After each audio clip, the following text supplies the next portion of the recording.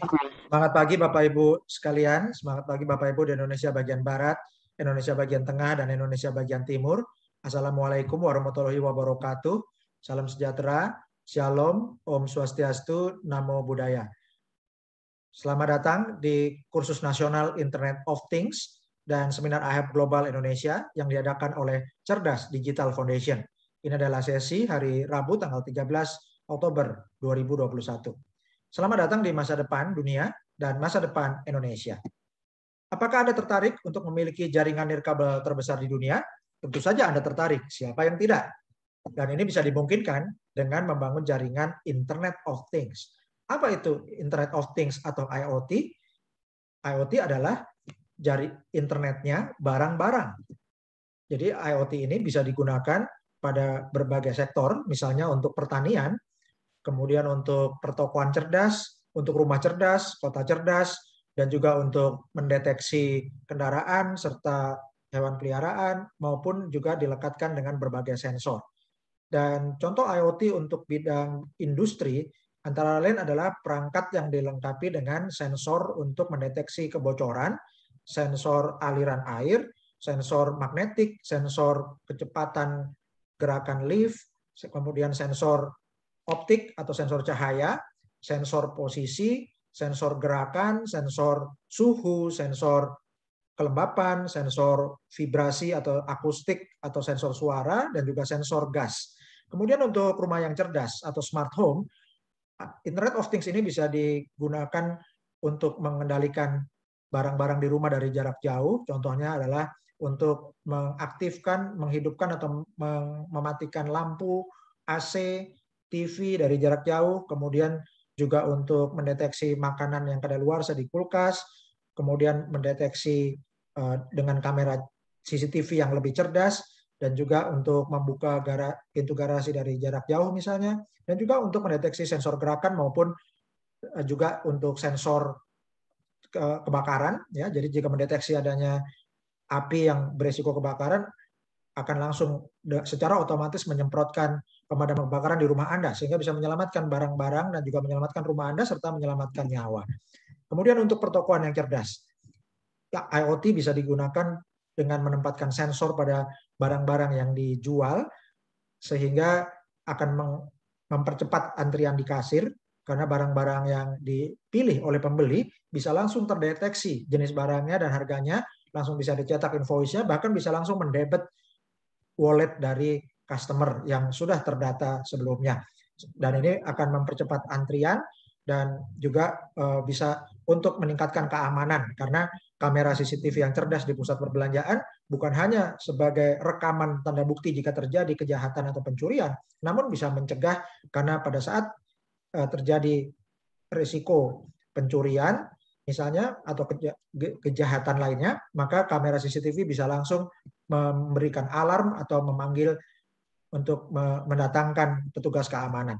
Kemudian untuk manajemen kota yang cerdas, IoT atau Internet of Things bisa dihubungkan dengan berbagai pabrik yang cerdas, manajemen building atau manajemen bangunan yang cerdas, manajemen gedung-gedung yang cerdas, kemudian untuk pemerintahan yang cerdas, dan juga untuk smart digital citizen atau sistem kependudukan yang cerdas. Juga bisa untuk memonitor lalu lintas. Jadi untuk manajemen lalu lintas yang cerdas, Internet of Things bisa digunakan misalnya dengan kamera CCTV yang cerdas, yang ketika mendeteksi contohnya ada kecelakaan di lalu lintas, kamera ini bisa langsung mengirimkan sinyal ke ambulans, sehingga langsung dikirimkan ambulans ke lokasi yang membutuhkan untuk menolong korban kecelakaan, dan juga bisa untuk langsung mengirimkan sinyal kepada petugas kepolisian, sehingga bisa langsung datang ke tempat lokasi, dan juga bisa untuk mendeteksi pelanggaran batas kecepatan maksimum, dan langsung kamera ini juga mengirimkan sinyal ke pengemudi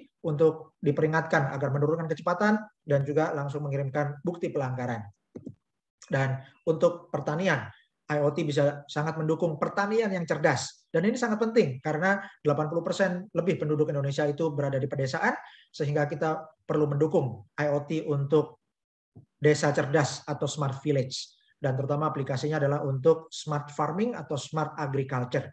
Dan untuk di pertanian, maka IoT ini bisa digunakan untuk para petani bisa menggunakan drone yang bisa mendeteksi di mana ada hama, dan langsung drone yang cerdas ini bisa langsung menyemprotkan pestisida sehingga bisa dicegah kerusakan tanaman dan bisa meningkatkan panen.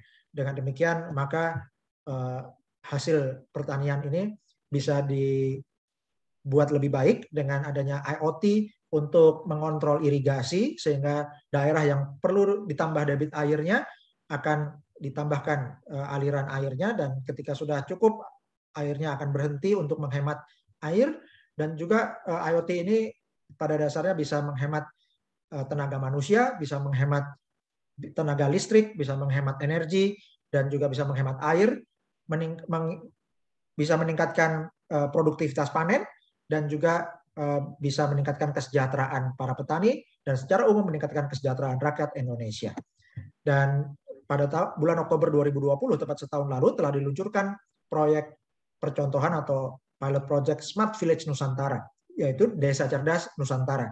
Dan dari pihak pemerintah telah melakukan upaya ini, dan ini perlu direspon oleh masyarakat dengan mengembangkan jaringan Internet of Things bersama iHub Global.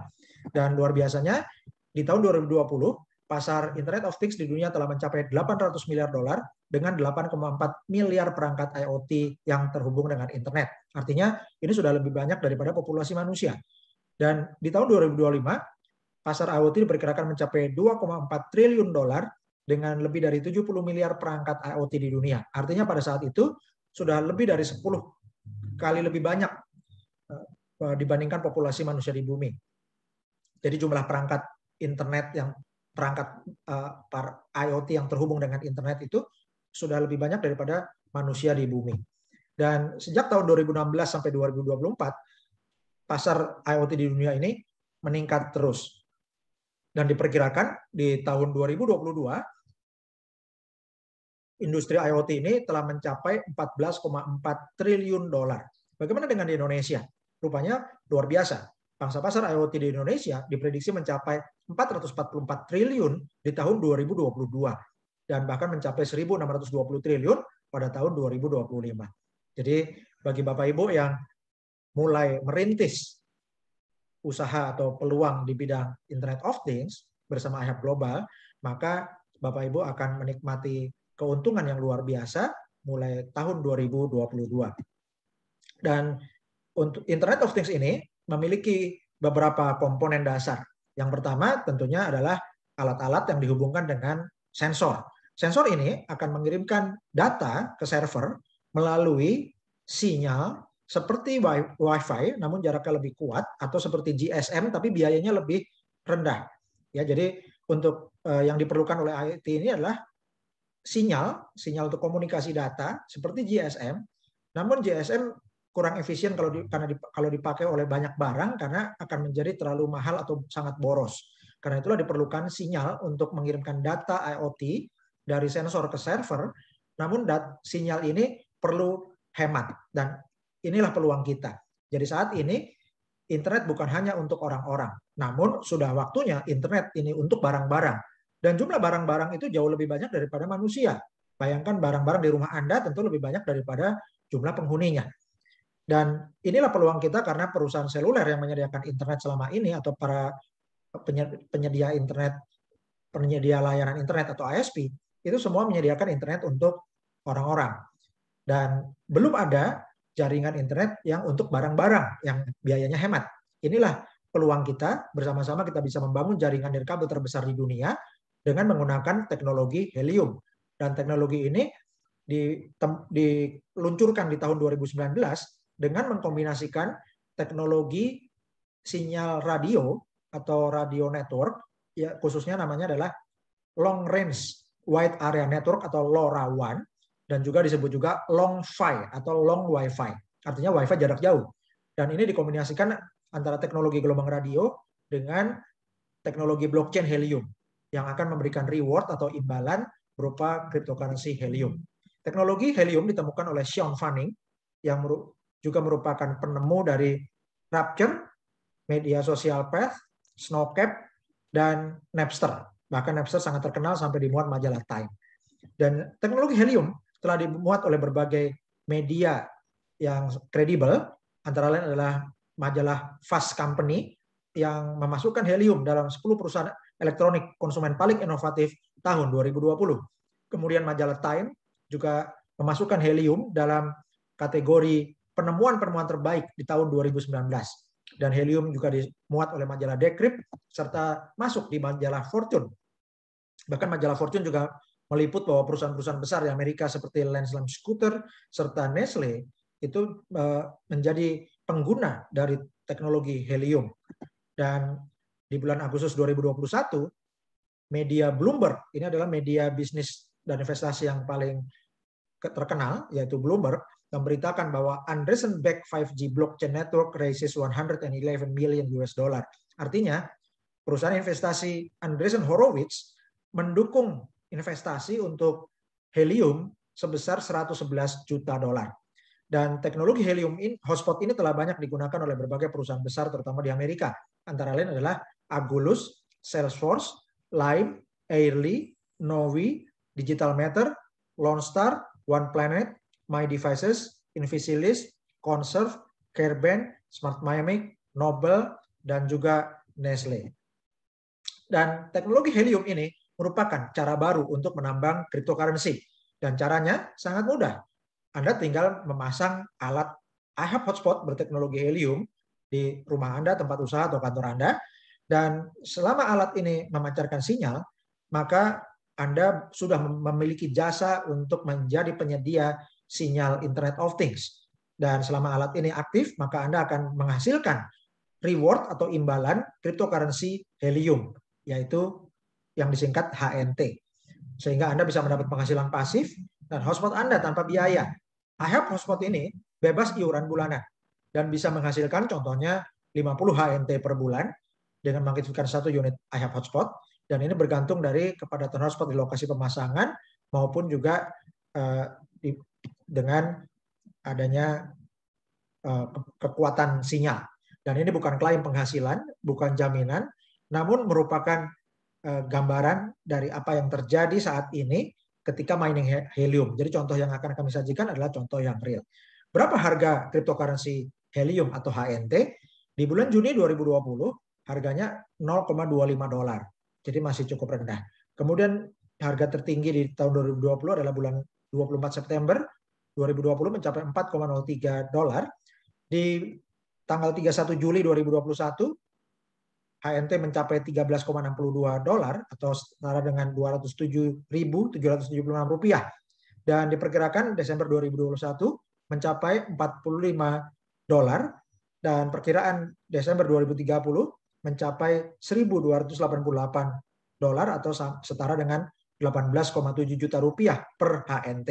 Dan kabar baiknya, helium atau HNT ini sudah listing di CoinMarketCap maupun di Binance. Dan ini adalah data historis cryptocurrency helium sejak tanggal 2 Oktober sampai hari ini, Rabu 13 Oktober 2021. Dan di tanggal 2 Oktober harganya mencapai 265.869,41 dolar.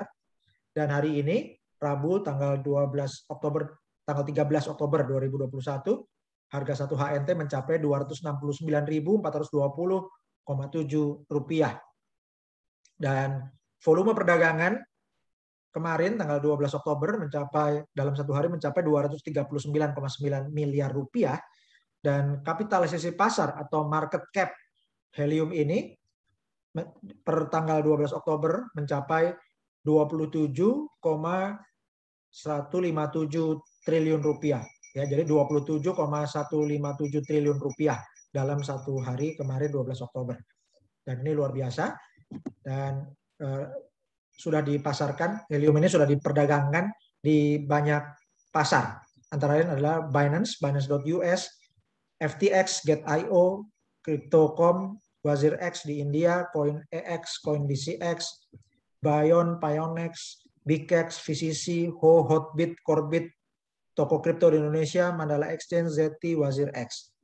Jadi Bapak Ibu juga bisa buka wallet HNT di toko kripto, yaitu di hnt.ihubglobal.id.